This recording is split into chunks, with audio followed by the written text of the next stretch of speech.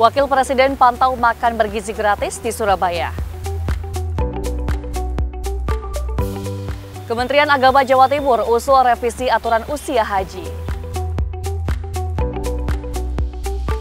Nelayan tolak uji konsultasi proyek reklamasi.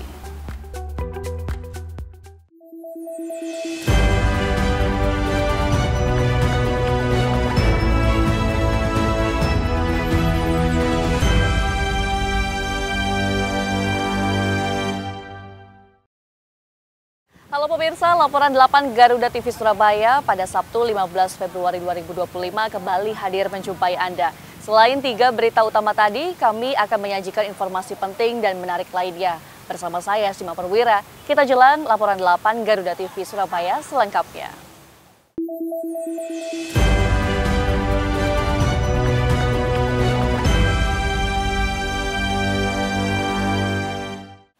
Kita masuk ke informasi yang pertama, pemirsa. Wakil Presiden Gibran Raka Buming Raka memantau langsung proses makan bergizi gratis di Sekolah Menengah Atas Negeri 10 Surabaya. Ada 1.166 peks makanan yang dibagikan untuk mencukupi seluruh siswa, mulai dari kelas 10 hingga kelas 12.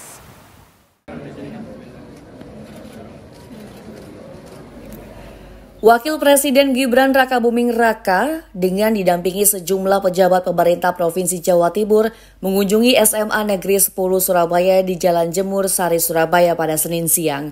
Gibran memantau langsung proses makan bergizi gratis yang dibagikan ke ribuan siswa. Gibran memasuki setiap kelas untuk menyapa langsung para murid dan guru dan melihat proses makan bergizi gratis. Kali ini makan yang disediakan sebanyak 1.166 peks untuk mencukupi seluruh siswa di sekolah ini. Kali ini menu makan yang disediakan tanpa nasi dan diganti dengan ubi untuk mencukupi karbohidrat serta lauk lain dan buah rambutan. Meski demikian, para murid mengaku cukup senang dan kenyang karena makan gratis ini. Dan menunya beda dari kemarin, lebih enak dari kemarin. Tadi menunya apa aja, Mbak? Jadi menunya tahu bakso, terus ada pisau, ada sayur, ada buah rambutan, sama ubi. Gimana? Sudah cukup kenyang atau gimana? Sudah kenyang. Hari ini juga senang karena ditemani sama Pak Gibran. Sementara itu, Kepala Sekolah SMA Negeri Surabaya mengaku kandungan pada makan siang gratis kali ini sudah mencukupi kebutuhan gizi anak didiknya meski menunya tanpa nasi. Sudah mencukupi gizi atau gimana, Pak?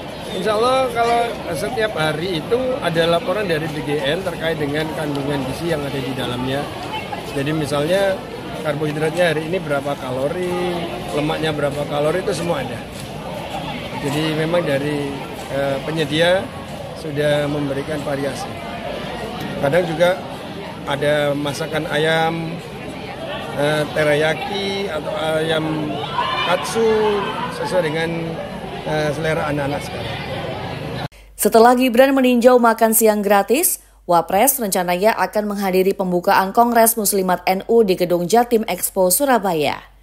Dari Surabaya, Jawa Timur, Krisna Fajar, Garuda TV.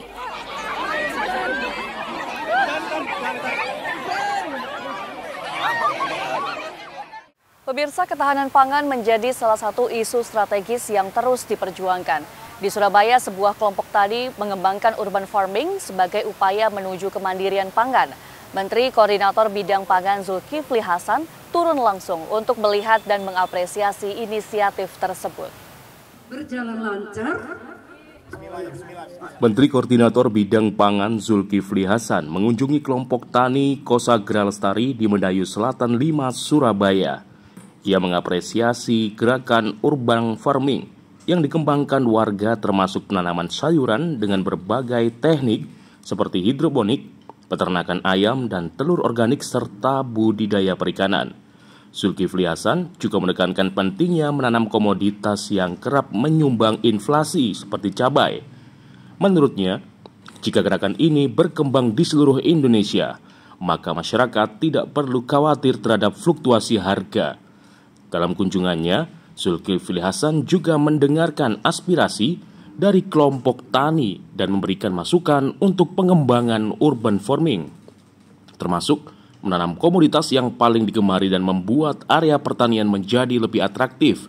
Karena urban farming ini juga nanti bisa mendukung pemerintah dalam hal ketahanan pangan, karena kini pemerintah lagi menggencarkan dua hal, yakni mengais kekurangan pangan dan sampah. Ini luar biasa. Kalau budaya seperti ini menyebar ke seluruh Indonesia, ya gemar menanam, gemar mandiri di bidang sayuran pangan, protein maupun karbohidrat maupun sayur-sayuran, maka kita cepat itu mandirinya, gitu. Bayangin aja cabai bisa 100.000. Kalau di sini lahannya tadi ada 1.000 ya.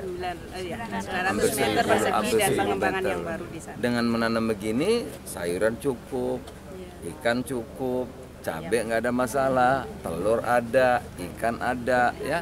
Sekali lagi, kalau seperti ini, gerakan ini terus menyebar ke seluruh Indonesia, akan sangat membantu rakyat kita, membantu pemerintah, dan membantu diri kita sendiri. Saya apresiasi, terima kasih Ibu-Ibu. Dengan inisiatif seperti ini, harapannya gerakan urban farming dapat menjadi solusi bagi ketersediaan pangan dan menopang kebutuhan gizi masyarakat. Laporan Krisna Fajar, Surabaya, Jawa Timur, Garuda TV.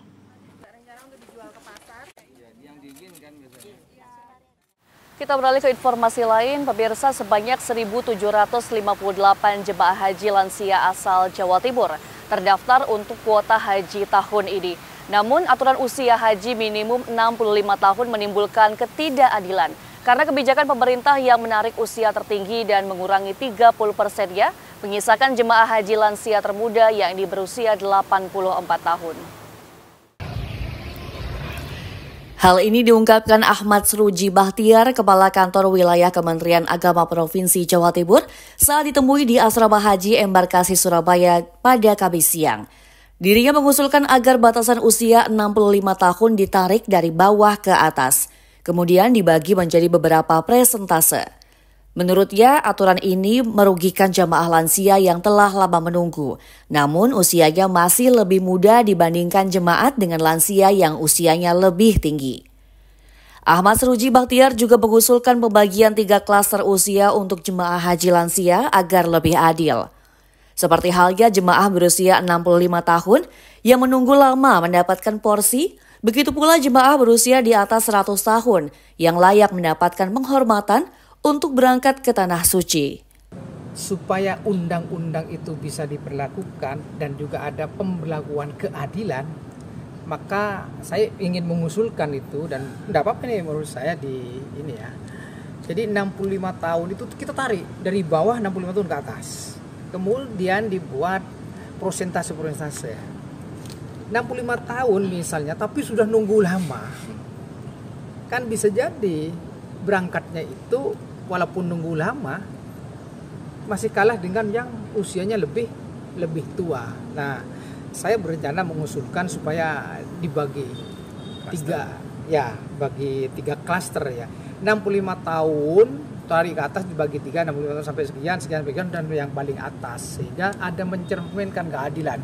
Ada yang paling tua itu diberi porsi juga, tapi kan masa tunggunya dia kan bisa jadi masih kalah dengan yang 65 atau yang dengan yang tengah-tengah, itu mencerminkan keadilan. Ahmad Sruji Bahtiar berharap usulan ini dipertimbangkan dan direspon oleh pemerintah. Dari total kuota jemaah haji Jawa Timur sebanyak 35.152 orang, komposisinya terdiri dari 33.055 jemaah non-lansia, 102 pembimbing kelompok bimbingan ibadah haji dan umroh atau KBIHU, 237 petugas haji daerah, dan 1.758 jemaah haji lansia. Dari Surabaya, Jawa Timur, Krisna Fajar, Garuda TV.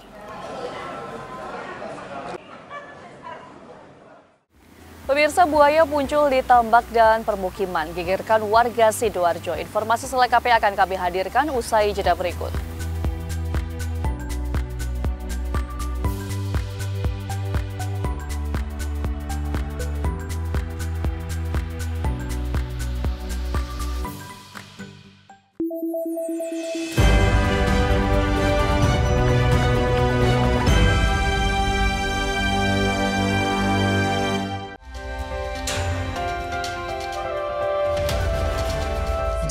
rahasia yang belum terungkap seputar teknologi militer. 2007 dan melakukan penerbangan pertamanya. Amerika Serikat pada Juni.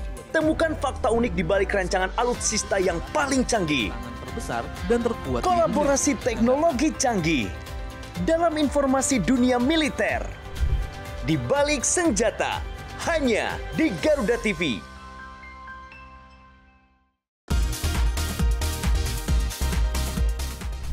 Sajian informatif mengenai ragam fakta unik dari seluruh penjuru dunia.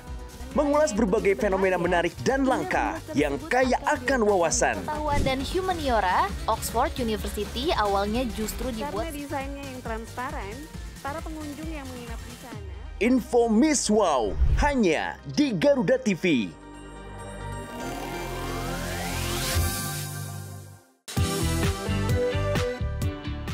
Pasola pun dapat dilaksanakan.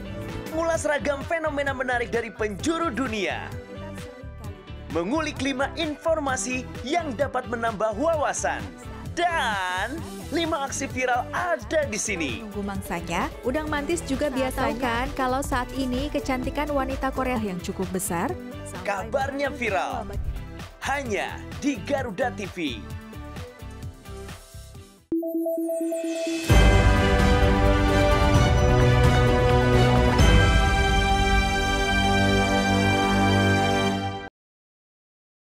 Anda kembali menyaksikan laporan 8 Garuda TV Surabaya. Pemirsa, warga Dusun Tlocor, Desa Kedung Pandan, Jabon, Sidoarjo digegerkan dengan munculnya sejumlah buaya muara di area tambak warga tidak jauh dari wilayah pemukiman.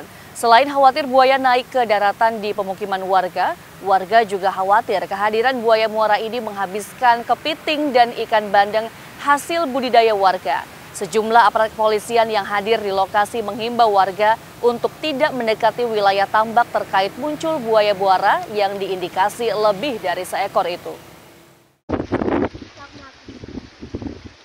Ketenangan warga Dusun Tlocor, Desa Kedung Pandan, Jabon, Sidoarjo sejak beberapa hari terakhir ini terusik akibat kehadiran sejumlah ekor buaya muara yang masuk ke dalam area tambak milik warga. Selain dikhawatirkan akan menghabiskan kepiting dan ikan bandeng hasil budidaya warga, kehadiran buaya muara juga membuat warga was-was. Warga khawatir buaya muara yang diindikasi lebih dari 1 ekor ini naik ke daratan menuju wilayah pemukiman warga yang berdekatan dengan area tambak. Sejumlah buaya muara ini muncul biasanya pada siang, sore, dan malam hari. Munculnya buaya muara di area tambak ini biasanya ditandai dengan adanya gelembung udara pada permukaan air tambak yang kemudian diiringi dengan munculnya buaya di permukaan air. Diduga buaya muara itu muncul saat aliran Sungai Porong meluap, mengingat lokasi tambak berdekatan dengan Sungai Porong. Meski kehadiran sejumlah buaya muara ini telah dilaporkan ke BKSDA dan dinas terkait, namun hingga saat ini belum ada tindak lanjut apapun. Ini kurang lebih sekitar 2 mingguan. Oh, tiap hari muncul atau? Informasi dari warga tiap hari. Kayak istilah berjemur di pinggiran di rumput-rumput sini. Oh gitu. Ya. Terus itu munculnya biasanya jam berapa? Pagi, siang, sore, malam? Rata-rata siang dan sore. Siang dan sore ya? Iya. Ada berapa ekor? Setahu ini sampai saat ini baru 1 ekor. Mudah-mudahan hanya 1. Gimana warga takut nggak, khawatir nggak? Yang pasti takut karena di sini kan ada budidaya udang sama kepiting, jadi dari petani tidak bisa untuk panen. Oh, takut ya? Iya pasti. Ini baru pertama kali Pak? Ya ini baru pertama kali ada di wilayah Tlocor. Besarannya seberapa Pak? Kemarin sih informasinya kurang lebih sekitar 1 jok sepeda, mungkin dengan panjang sekitar 1,5 meter sampai 2 meter. Luntasnya di bawah luntas itu ya?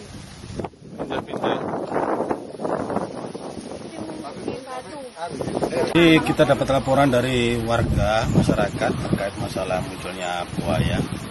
Jadi kita sudah menghubungi dari BKSDA dan mungkin tetap kita juga koordinasi dengan BPBD juga. Jadi sama damkar juga. Waktu kita ke lokasi ternyata masih belum ditemukan buayanya. Tetap kita pantau terus sampai ditemukan nanti dan kita laporkan ke BKSDA. Dari Sidoarjo, Jawa Timur, Al-Ansori, Garuda TV.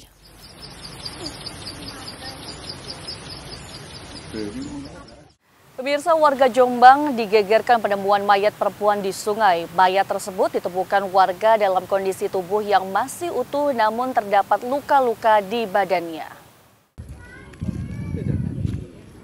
Beginilah penampakan dari video rekaman warga saat menemukan mayat mengambang di sungai yang memasuki wilayah Desa Pacar Peluk, Kecamatan Megaluh, Kabupaten Jombang, Jawa Timur. Iki ono mayit kentir.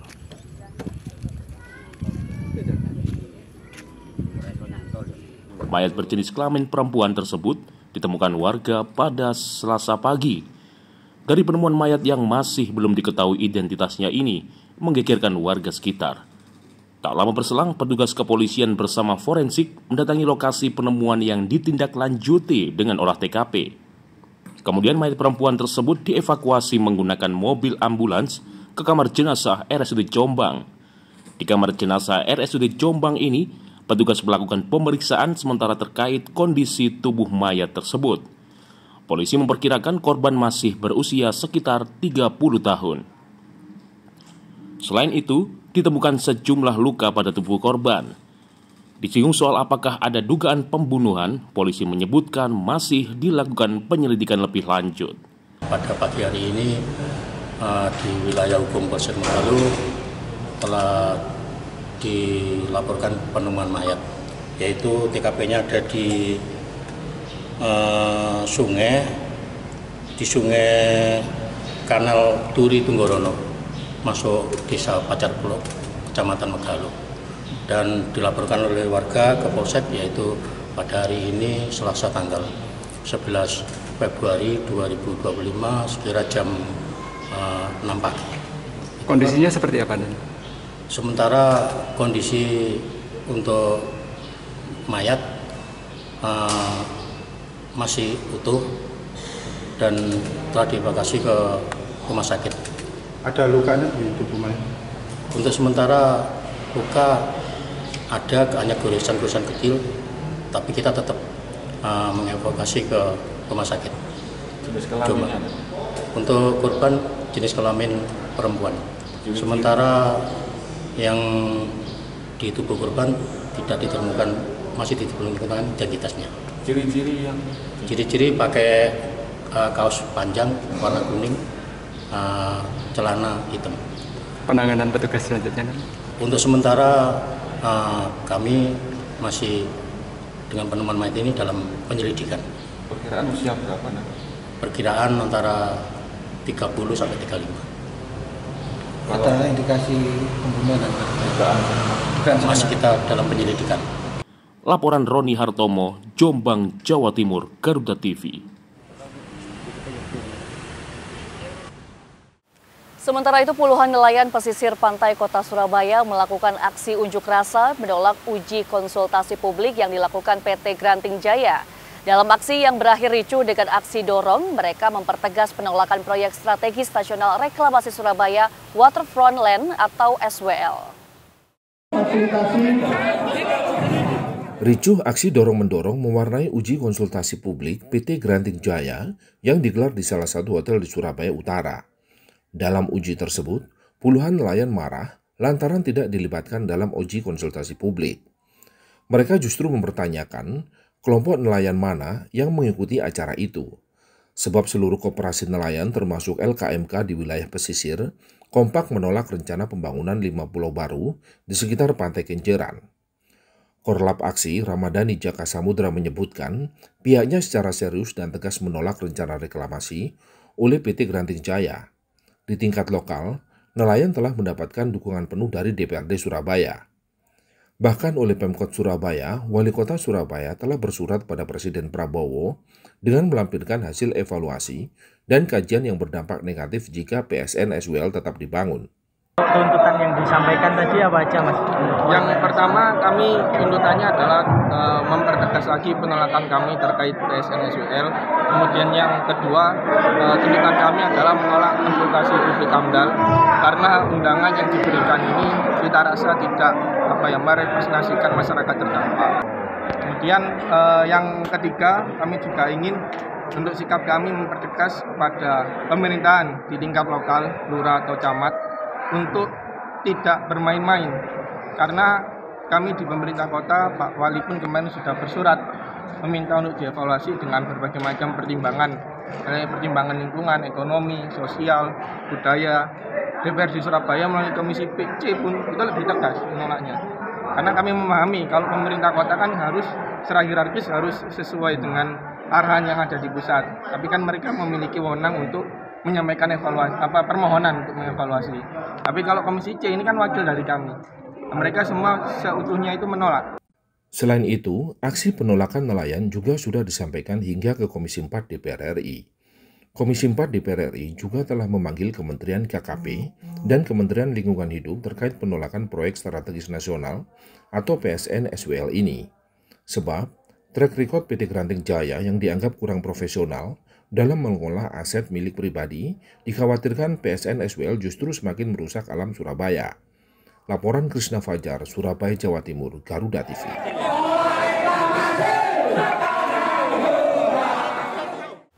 Ribuan pesilat meramaikan kejuaraan silat bela negara 2025. Informasi selengkapnya akan kami hadirkan usai jeda berikut.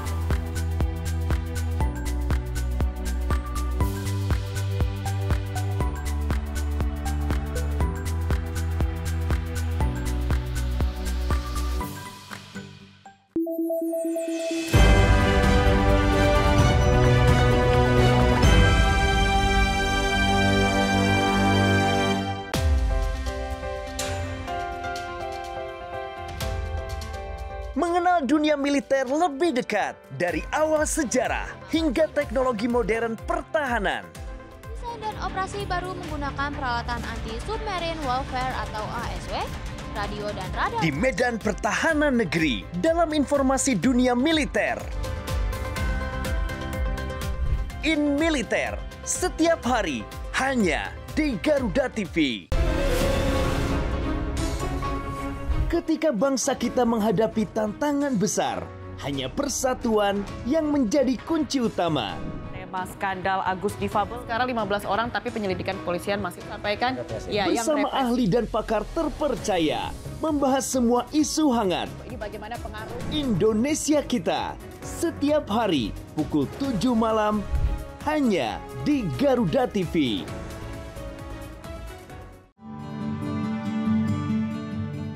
Gimana Mas? Kamu nggak boleh KDRT nanti. Penasaran dengan kisah cinta yang tersembunyi di balik sorot lampu? Cari tahu perjalanan spiritual yang akan mengubah pandangan tentang cinta kita. Amin. Bersama Tias Mirasih dan konsultan spiritual cinta yang akan mengungkap rahasia cinta para bintang ternama di Kita dan Cinta. Setiap hari pukul 1 siang hanya di Garuda TV.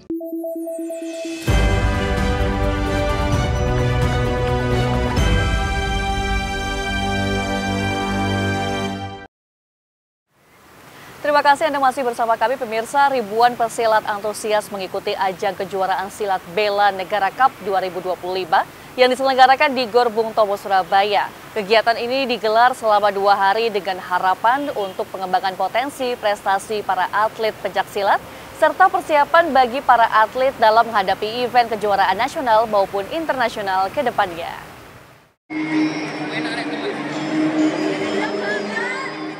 Berlangsung di Gor Bung Tomo, Surabaya, Jawa Timur, perhelatan Piala Bela Negara cabang olahraga pencaksilat mendapat sambutan luar biasa. Terbukti, 1076 atlet dari berbagai wilayah, baik putra maupun putri, turut meramaikan ajang bergengsi ini. Untuk cabang olahraga pencaksilat, diikuti oleh tingkat usia dini, dewasa, umum, baik dari masyarakat, TNI maupun Polri. Sementara untuk kategorinya, yakni tanding, tunggal, ganda seni tunggal, dan beregu. Manajer event Bela Negara Cup Imam Tohari menegaskan bahwa kegiatan ini digelar selama 2 hari dengan harapan untuk pengembangan potensi presentasi para atlet pencaksilat, serta persiapan bagi para atlet dalam menghadapi event kejuaraan nasional maupun internasional ke depannya. Ini kejuaraannya Bela Negara Cup yang diikuti ada 3 cabur pencaksilat, taekwondo, dan karate. Kebetulan cabur taekwondo itu dan karate ada di Malang, dan yang pencaksilat kebetulan ada di Surabaya. dan diikuti dari beberapa kategori pra usia dini untuk anak TK, usia dini 1 untuk anak kelas 1 dan kelas 3 SD, usia dini 2 antara kelas anak kelas 4 sampai kelas 6 SD, dan pra remaja anak SMP, remaja anak SMA, dewasa atau mahasiswa atau umum. Ya, harapan kami sebagai panitia itu untuk penggugah giro pencaksilat di Indonesia. Kebetulan ini kan nasional, jadinya yang nantinya semuanya itu biar bisa biar bisa semuanya atlet-atlet pencaksilat itu biar tumbuh kembangnya, karena ini bukan event-event yang levelnya bawah, ini levelnya nasional yang nanti ada grand finalnya tanggal 19 Desember di Jakarta. Artinya juga untuk menjaring bibit atlet juga nih Mas usia dini ya? Jaringan bibit atlet untuk yang pra usia dini dan usia dini pra remaja. Seperti diketahui, kejuaraan seri Piala Bela Negara diikuti total 4.196 atlet dari 3 cabang olahraga yang dipertimbangkan, yakni taekwondo, karate, dan pencaksilat. Kejuaraan ini dilangsungkan di 7 provinsi, yakni Jawa Timur, Sumatera Selatan, DKI Jakarta, Sumatera Utara, Sulawesi Selatan, Daerah Istimewa Yogyakarta, dan Kalimantan Timur. Laporan Krisna Fajar, Surabaya, Jawa Timur, Garuda TV.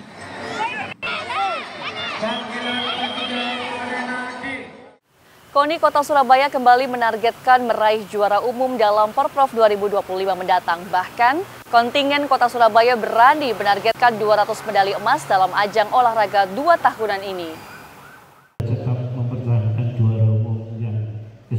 Menjelang pelaksanaan Pekan Olahraga Provinsi atau Porprov 2025 Jawa Timur, Kota Surabaya menargetkan perolehan 200 medali emas dan mempertahankan gelar juara umum. Target ini dicanangkan oleh Komite Olahraga Nasional atau KONI Kota Surabaya bersama Dinas Kebudayaan, Pemuda dan Olahraga serta Pariwisata atau Disbud Porapar serta pengurus cabang olahraga. Ketua KONI Surabaya Hosli Abdullah menyampaikan, Surabaya optimis mencapai target tersebut. Apalagi terdapat 48 cabang olahraga yang dipertandingkan dengan total 223 medali emas yang diperebutkan dalam ajang tersebut. Juara umum harus tetap dipertahankan dan medali juga harus ditingkatkan. Kemarin dulu di Porprov 8 2023 kita mendapat 163 medali emas dari target 150 medali emas dan tetap menjadi juara. Hari ini alhamdulillah semua cabur hampir hadir semua dan menyatakan siap untuk mendukung target medali 200 medali emas. Hal senada juga disampaikan Kadisbud Porapar Surabaya, Hidayat Syah, yang optimis dengan target juara umum kontingen Surabaya dalam Porprov 2025 sesuai dengan arahan Wali Kota Surabaya Eri Cahyadi. Berbagai persiapan telah dilakukan, diantaranya menggelar pemusatan latihan atau puslacam, termasuk memberikan fasilitas dan tempat latihan yang memadai. Rapat dengan teman-teman KONI dan cabur, teman-teman cabur untuk menentukan target emas. Insya Allah yang dicanangkan kita semua dan termasuk Bapak Wali Kota, kita mencanangkan 200 emas, insya Allah bisa tercapai. Kita akan upayakan menuju ke sana. Dan upaya-upaya kami lakukan, kita sudah puslacam, jadi kami support tentang puslacam, terus venue-venue. Dalam ajang Porprov sebelumnya, Kota Surabaya berhasil melampaui target 150 emas dengan meraih 163 emas, sekaligus mempertahankan gelar juara umum Porprov. Laporan Iwan Kristiono dari Surabaya, Jawa Timur, Garuda TV. Ya pemirsa, informasi ini sekaligus menutup perjumpaan kita. Saya Sima Perwira dan tim yang bertugas pamit undur diri. Selamat berakhir pekan dan sampai jumpa.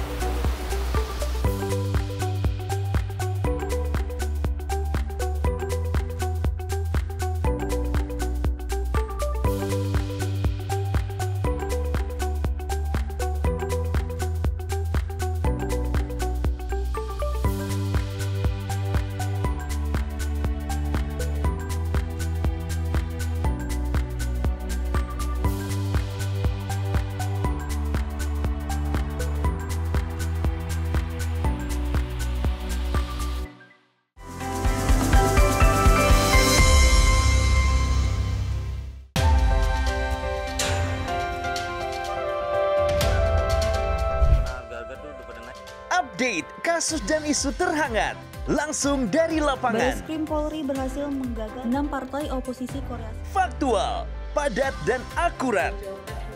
Ikuti setiap perkembangan di laporan 8 petang setiap hari pukul 6 sore. Live di Garuda TV.